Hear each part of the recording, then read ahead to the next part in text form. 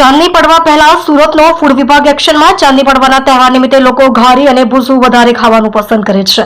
ઘારીમાં ઉપયોગમાં લેવામાં આવતો માવો અને ઘીમાં કોઈ ભેળસેળ છે કે નહીં તેને લઈ આરોગ્ય વિભાગ એક્શનમાં. કેટલાક દુકાનદારો વધુ નફાની લાલચે માવા તેમજ ઘીમાં ભેળસેળ કરતા હોય છે.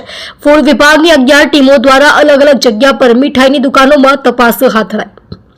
દુકાનો પરથી માવા તેમજ ઘારીના સેમ્પલ લેવામાં આવ્યા. આ સેમ્પલોને ચકાસણી માટે લેબોરેટરીમાં મોકલાશે. જે દુકાનના માવામાં ભેળસેળ જણાશે તેની સામે કાર્યવાહી કરવામાં આવશે. હું DD Thakor, food safety officer, Surat મહાનગરપાલિકા.